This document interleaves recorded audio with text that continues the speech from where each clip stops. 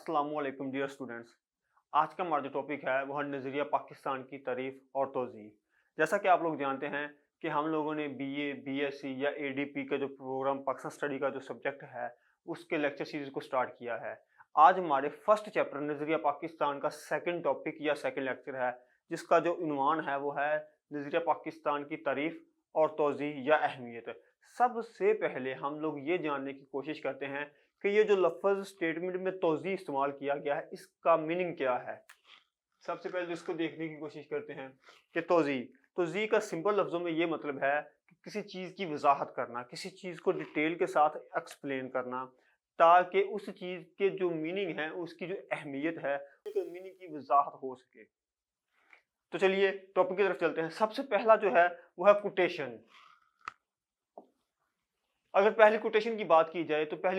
जैसा कि कायद-ए-आज़म मोहम्मद अली जिन्नाह फरमाते हैं कि मुसलमानों के नज़दीक इस्लाम और पाकिस्तान एक ही चीज़ के दो नाम हैं। और अगर बात की जाए सेकंड स्टेटमेंट की या सेकंड कोटेशन की, तो वो है प्रोफेसर मोहम्मद बशीर अहमद साहब की। फरमाते हैं कि नज़रिया पाकिस्तान को तहरीक पाकिस्तान में वही मुकाम हासिल है जो खुशबू को फूल में, रूह को जिस्म में और जड़ को दरख्त में हासिल है। अगर बात की जाए मेन पॉइंट्स की, हम लोग इन्हें इस जगह पे फर्दर डिस्कस करने की बजाय डायरेक्ट इनकी एक्सप्लेनेशन पे चलते हैं, ताकि हमें यहाँ से डिटेल फर्दर पढ़ने से मजीद जो लेक्चर है वो लेंथी ना हो जाए। तो चलिए इसका जो सबसे पहला इसका पॉइंट है वो है नज़रिया का मफ़हूम और मानी। अब पहले बात करेंगे मफ़हूम की कि मफ़हूम क्या होता है या नज़रिया हमें किस एंगल से क्या क्या चीज़ें बताता है। सबसे पहले हमें यह जानना है कि जो नज़रिए की इब्तिदा इसकी ओरिजिन कैसे हुई, इसकी इब्तिदा इर्तिका कैसे हुआ या ये किस ज़ुबान से निकला है। सबसे पहले बात करें तो नज़रिया बेसिकली फ्रांसीसी लफ्ज़ आइडियालॉजी का तर्जमा है। ये बात ध्यान में रखनी है कि नज़रिया फ्रांसीसी लफ्ज़ आइडियालॉजी का तर्जमा है और इंग्लिश लैंग्वेज में आइडियालॉजी दो अल्फाज से मिलके बना है, जिसमें पहला है आइडिया और दूसरा है लॉजी। अगर इनकी मजीद हम मीनिंग जानने की कोशिश करें, आइडिया का इंग्लिश में मीनिंग होता है ख्याल, आइडियाज होते हैं ख्यालात। और अगर लॉजी का मतलब जानने की कोशिश करें कि लॉजी का मतलब क्या है, तो इसका मतलब है मंतक या इल्म, जिसको आम जुबान में लॉजिक भी कहा जाता है। और अगर इन दोनों को इकट्ठा मिलाकर पढ़ा जाए तो इसका मतलब बनता है ख्यालात का इल्म या मंतक का इल्म, लेकिन सूटेबल ज्यादा है वो है ख्यालात का इल्म। अब अगर बात की जाए नजरिया का मानी जानने की, नजरिया का मानी क्या है, सबसे पहले तो ये है कि नजरिया बेसिकली किसका अरबी जुबान का लफ्ज है। नजरिया अरबी जुबान का लफ्ज है जिसके मुख्तलिफ मानी हैं, लेकिन इनकी अगर हम मफहूम को देखें तो तकरीबन इसका मतलब एक ही निकलता है। सबसे पहला क्या है, नुक्ता नज़र, अंदाज़े फ़िक्र, नज़र फ़िक्र, और उसके बाद निज़ाम फ़िक्र, और एट द एंड क्या है, ख्याल परस्ती। आप लोग इन 5 मीनिंग को नज़र में रखें और थोड़ा सा गौर करें तो हमें ये समझ आती है कि इनका तकरीबन जो मीनिंग है वो तकरीबन एक ही, मफहूम जो है, मतलब जो है वो तकरीबन एक ही निकलता है। अब अगर बात की जाए नज़रिया की तारीफ की, तो मुख्तलिफ मुफक्रीन और दानशवारों ने नज़रिया की मुख्तलिफ डेफिनेशन को एक्सप्लेन किया है, लेकिन हम लोग सिर्फ यहाँ पर 2 कोड कर रहे हैं। सबसे पहली जो डेफिनेशन है वो है माहिर लासानियात वेबस्टर की। अब पहले ये समझ लें कि ये जो लफ्ज़ लासानियात है इसका मतलब होता है कि एक ही बंदा या एक ही फर्द हो जो बहुत सी जुबानों का माहिर हो। लासान कहते हैं जुबान को और लासानियात कहते हैं जुबानों के माहिर इंसान को। अब वेबस्टर क्या कहते हैं कि किसी तहजीबी, सियासी, मुआशी और मुआशरती तहरीक के लाहे अमल का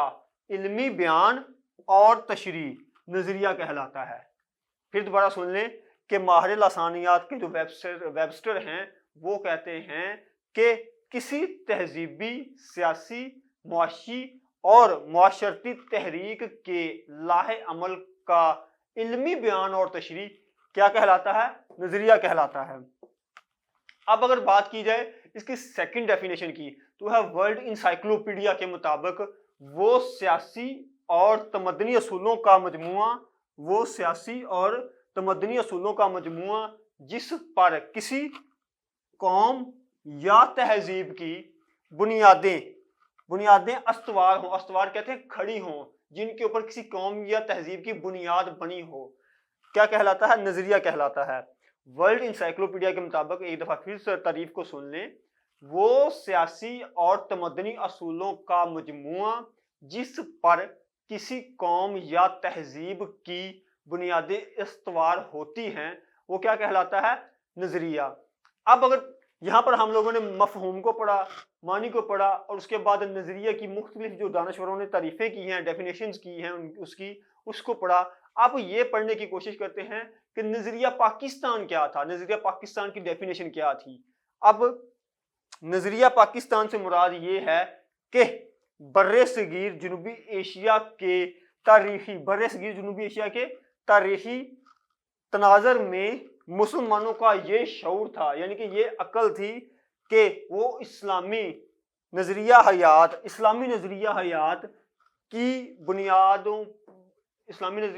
کی بنیاد پر ہندوؤں سے الگ قوم ہیں۔ ایک دفعہ پھر ریپیٹ کر رہا ہوں، آپ لوگ اس کو کسی رجسٹر پہ نوٹ کریں اس ٹاپک کو، کیونکہ ایک بات ذہن میں رکھ لیں کہ یہ نظریہ کا مفہوم، معنی، نظریہ کی تعریف اور نظریہ پاکستان کی تعریف، اگر میں آپ کو ایک جملے میں سمجھانے کی کوشش کروں کہ جو پاکستان سٹڈی ہے اس کی جو بنیاد ہے وہ یہ والا آپ کالم کہہ سکتے ہیں، یہ والا پارٹ کہہ سکتے ہیں، یہ والا فیز کہہ سکتے ہیں۔ جس اسٹوڈنٹ کو بھی اس پارٹ، اس فیز، اس حصے کی سمجھ آ جائے گی، اس کو آنے والے جتنے بھی لیکچرز ہیں ان کو سمجھنے میں بہت ہی آسانی مل سکتی ہے۔ اس لیے میں بار بار زور دے رہا ہوں کہ ان چیزوں کو آپ نے بہت اچھے طریقے سے انڈرسٹینڈ۔ اب اگر بات کی جائے پوائنٹ نمبر 4 کی، باہمی اتحاد کی، تو نظریہ پاکستان نے بر صغیر کے مسلمانوں کو ایک ہی پلیٹ فارم پر کھڑا کر دیا، کیونکہ ان کو جو ان کے بنیادی رائٹس تھے، حقوق تھے، وہ کسی بھی پلیٹ فارم پر، کسی بھی جگہ پر نہیں مل رہے تھے، اور نظریہ پاکستان ایک ایسا پلیٹ فارم ان کو ایک میسر آ گیا تھا، مل گیا تھا، اس کا ایک تصور جو تھا وہ اجاگر ہو گیا تھا کہ وہاں کے بر صغیر کے مسلمانوں کو اب ایک الگ ملک یا اب ایک اپنا الگ گھر نظر آنا سٹارٹ ہو گیا تھا، جس کی بہاف پر، جس کی بنیاد پر وہاں کے مسلمانوں نے اس میں باہمی اتحاد کرتے ہوئے اس چیز کو یکجا کر لیا کہ اب ہمیں ایک الگ ملک کی ضرورت ہے اور اب ہم الگ ملک حاصل کر کے ہی رہیں گے۔ اگر بات کی جائے پوائنٹ نمبر 5 کی، تو کردار سازی بیسیکلی علامہ محمد اقبال اور قائد اعظم محمد علی جناح کا یہ خیال تھا اور وہ یہ تصور کرتے تھے کہ بر صغیر ایک ایسی جگہ یا ایک ایسی ریاست یا ایک ایسا ملک نہیں ہے کہ جس پر اسلامی اصولوں کو نافذ کر کے یہاں کے تمام جو مسلمان ہیں اور یہاں پر مسلمانوں کے علاوہ جو ادر کمیونٹیز ہیں وہ اسلامی اصولوں کے ڈھانچے میں ڈال سکیں۔ اگر بات کی جائے کردار سازی پر، تو قائد اعظم محمد علی جناح اور علامہ محمد اقبال رحمۃ اللہ علیہ یہ خیال کرتے تھے کہ پاکستان میں اسلامی اصولوں کو نافذ کرنے کے بعد پاکستان کی جو قوم ہوگی، آنے والی جنریشنز ہوں گی، ان کو با کردار، با اخلاق، ایماندار، دیانتدار اور جرت مند ایک قوم کے ذریعے ابھارا جا سکتا ہے، جس کا نفاذ کن صورتوں میں ہوگا؟ اسلامی قوانین کے نفاذ کی صورتوں میں ہوگا، اور اس کے بہاف پر پاکستان کی جنریشنز کو، پاکستان کی نسل کو، پاکستان کی قوم یا عوام کو ان کے کردار کی بنیاد پر جانچا جائے گا، اور ان کے کردار کی بہاف پر ہی دنیا میں پاکستان اپنا جو نام ہے وہ مزید روشن کرے گا۔ اگر بات کی جائے پوائنٹ نمبر 6 کی، تو وہ تھا آئین کی بنیاد۔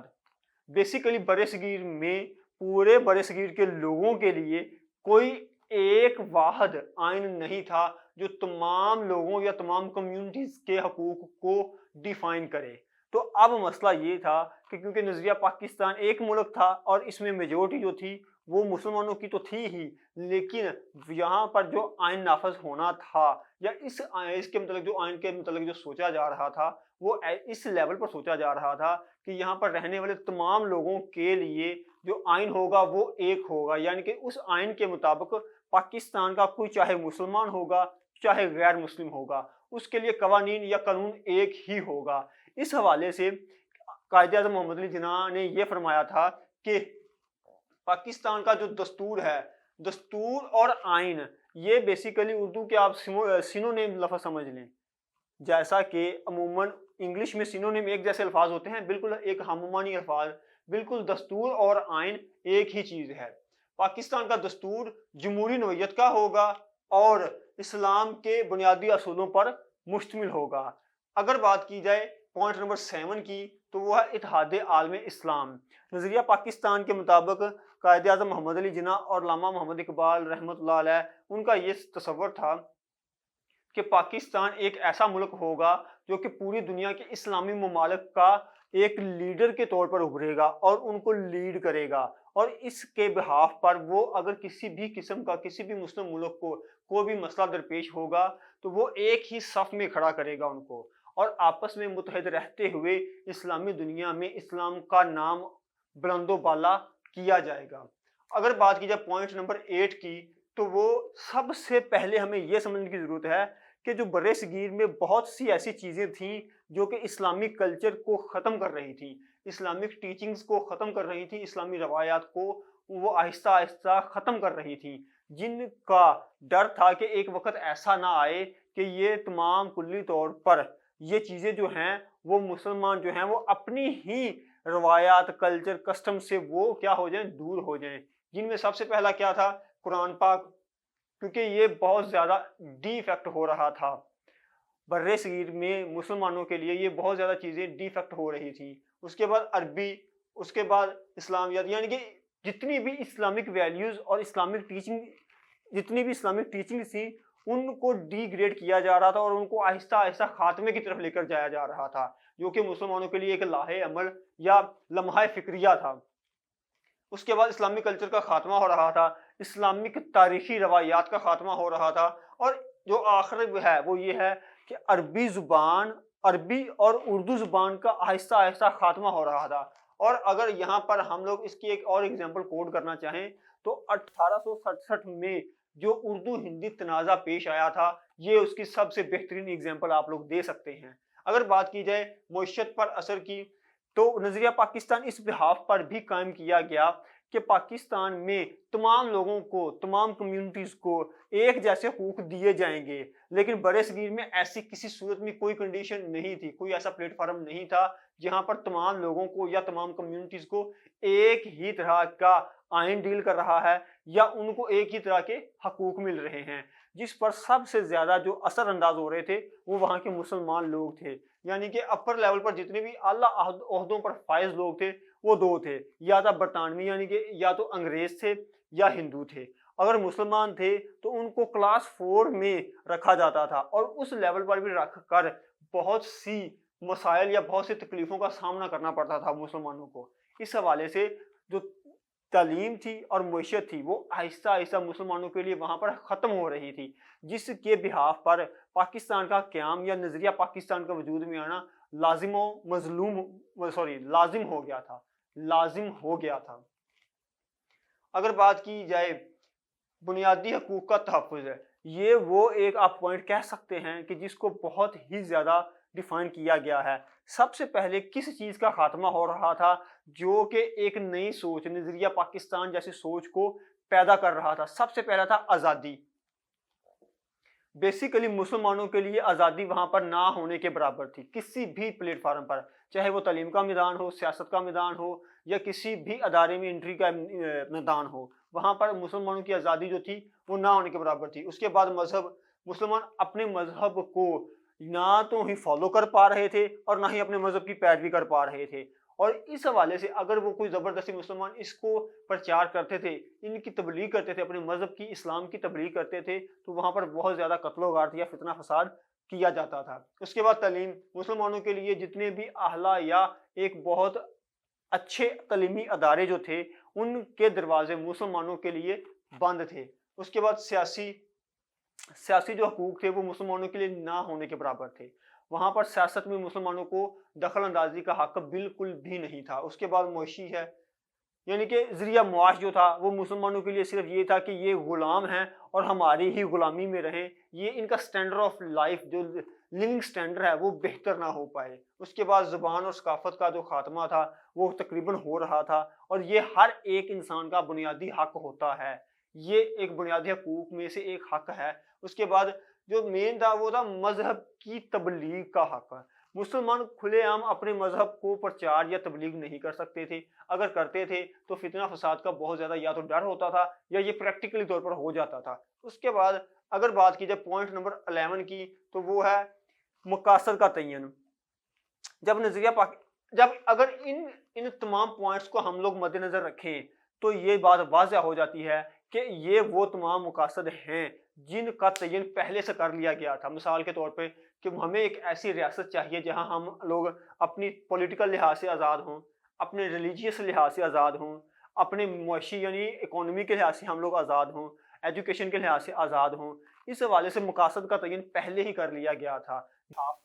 پر نظریہ پاکستان کو مزید تقویت ملی، یا یہ کہہ لیں کہ مزید گروتھ کرنے میں کامیابی حاصل ہوئی۔ اور اس کے بعد اگر بات کی جائے پوائنٹ نمبر 12 کی، تہذیب و تمدن کی حفاظت ہے۔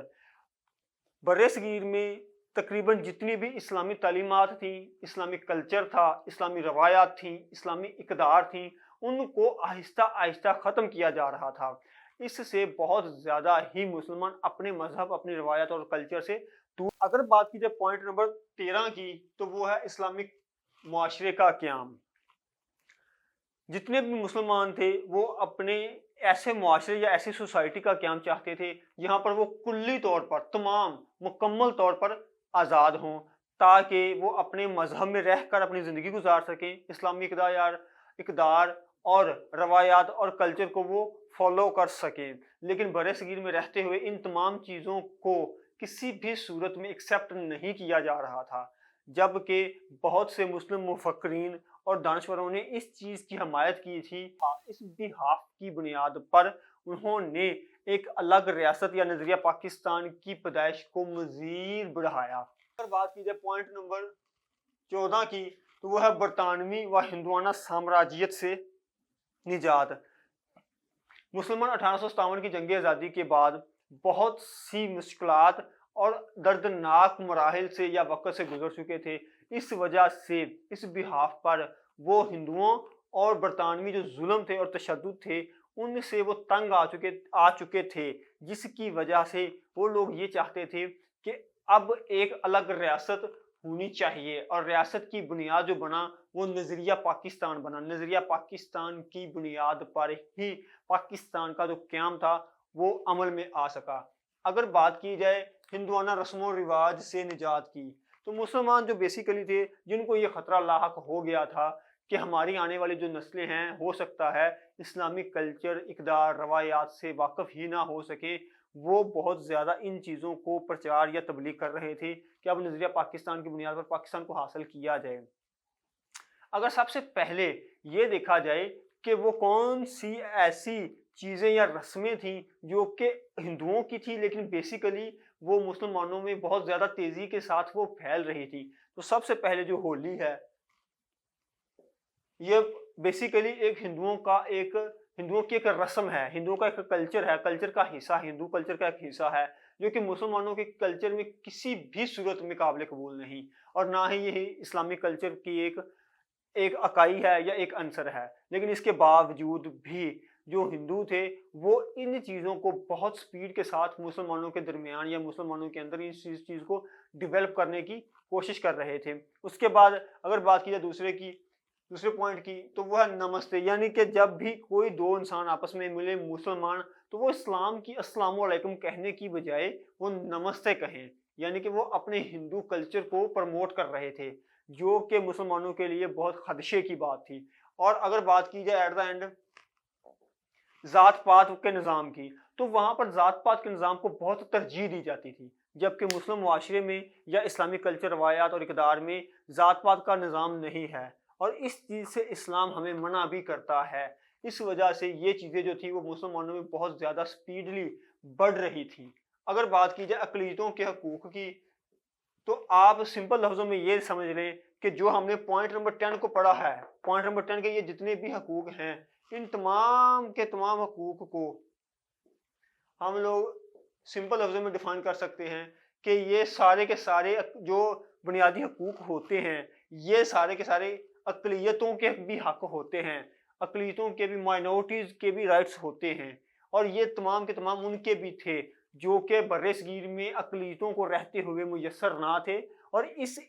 یہ ایک وجہ نہیں بنا تھا، بہت سی وجوہات تھیں جن کی بنیاد پر نظریہ پاکستان کی سوچ نے جنم لیا۔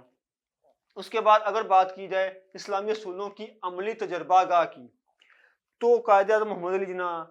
علامہ محمد اقبال رحمۃ اللہ علیہ، چودھری رحمت علی اور ان کے جیسے بہت سارے مسلم مفکرین اور دانشور جو کہ یہ چاہتے تھے کہ ہم پاکستان کا قیام اس صورت میں چاہتے ہیں کہ ہمیں جو آج سے 1400 سال پہلے ہمیں اسلام نے، آپ صلی اللہ علیہ وآلہ وسلم نے مسلمانوں کے لیے قوانین، حقوق یا جو لاز جو ہیں وہ متعین کیے اسلام کے نام پر، یا اسلام جو ہے وہ تمام کے تمام پاکستان میں ان کو پاکستان میں پریکٹیکلی طور پر نافذ کر کے ان کا عملی تجربہ کیا جائے۔ اگر بات کی جائے پوائنٹ نمبر 18 کی، یہ جو حاصل بحث ہے، آپ نے ایک بات ذہن میں لازمی رکھنی ہے کہ کوئی بھی ایگزامینر جو پیپر چیکر ہوتا ہے وہ پاکستان اسٹڈی کے پیپر میں، مطالعہ پاکستان کے پیپر میں بہت سی چیزوں کو اپنے ذہن میں رکھتا ہے جو کہ ایکسٹرا نمبر لینے کے لیے بہت ہی کارآمد یا مفید ثابت ہوتی ہیں، اور ان میں سے ایک بیک گراؤنڈ یعنی پس منظر، اور دوسرا حاصل کلام، حاصل بحث، زیر حاصل یا آخری لفظ، نتیجہ، کوئی بھی لفظ آپ استعمال کر سکتے ہیں۔ یہ آپ نے ہر صورت میں اپنی رائے دینی ہے۔ اگر فرض کریں کہ آپ اپنی رائے نہیں دے سکتے ہیں تو کم از کم اتنا ضرور کریں کہ جو آپ نے پیچھے چیزوں کو ڈسکس کیا ہے ان کو ایک سمرائز کر دیں، ان کو سمرائز کر کے آپ حاصل کلام میں لازمی لکھیں۔ اب اگر بات کریں اس کے سب پوائنٹ پہلے کی تو وہ نظریے سے انحراف، جس بنیاد پر پاکستان کو حاصل کیا گیا اور جس بنیاد پر نظریہ پاکستان کو سوچ کر سٹارٹ کیا گیا، اس تحریک کو سٹارٹ کیا گیا، شروع کیا گیا، تو اس نظریے سے کیا آج ہم لوگ میل کھاتے ہیں؟ کیا آج ہم لوگ اس جگہ پر ہیں کہ نظریہ پاکستان کے قوانین یا اصولوں پر ہم لوگ پورا اتر رہے ہیں؟ بالکل بھی نہیں۔ جس بحاف پر، جس مقاصد پر، جن مقاصد پر نظریہ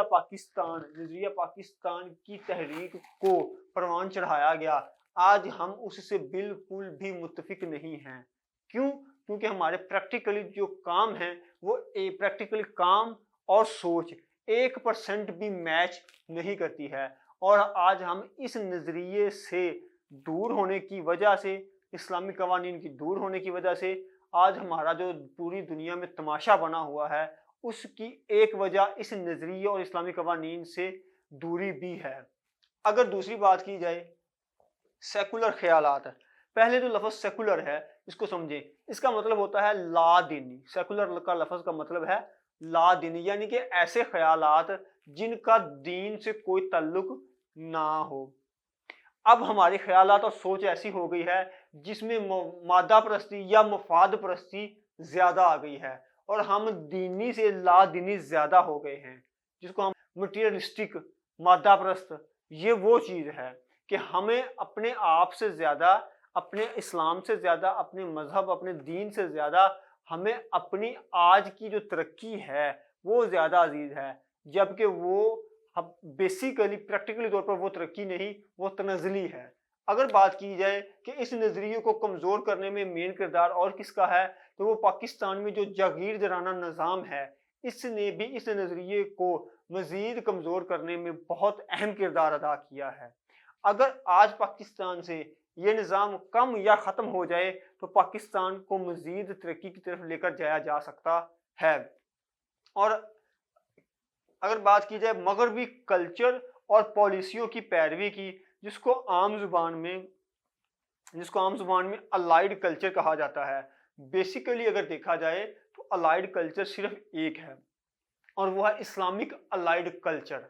यानी कि इस्लाम का जो कल्चर है, इस्लाम की जो सकाफत है वही अलाइड है, सबसे बेहतरीन वही है। हम लोगों ने अपनी आने वाली नस्लों को मादा परस्त बनाकर इनकी तमाम मगरबी पॉलिसियों को अपना लिया, मगरब के कल्चर को अपना लिया और अपने इस नज़रिए से, जो कि नज़रिया पाकिस्तान की बुनियाद या क़याम या पैदाइश या जन्म की वजह बना, उससे पीछे हट गए। और आज नतीजा ये है कि पूरी दुनिया में हम लोग या पाकिस्तान एक तमाशा बना हुआ है। एक एटमी पावर होने के बावजूद भी हर एक दूसरा मुल्क पाकिस्तान को डिग्रेड करता है। जिसका जब दिल करता है वो पाकिस्तान के खिलाफ उठता है और कोई भी इंसान, कोई भी दूसरे मुल्क का फर्द जो है वो पाकिस्तान को डिग्रेड करने के लिए कोई भी स्टेटमेंट जो है वो कोट कर देता है।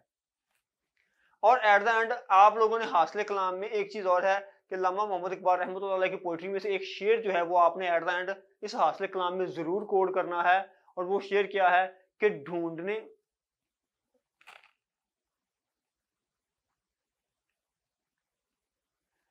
और वो शेर है ढूंढने और वो शेर है ढूंढने वाला और वो शेर है ढूंढने वाला सितारों की गुजरगाहों का, अपने अफकार की मंजिल में सफर करना। हाँ, ढूंढने वाला सितारों की गुजरगाहों का, अपने अफकार की दुनिया में सफर कर ना सका। ढूंढने वाला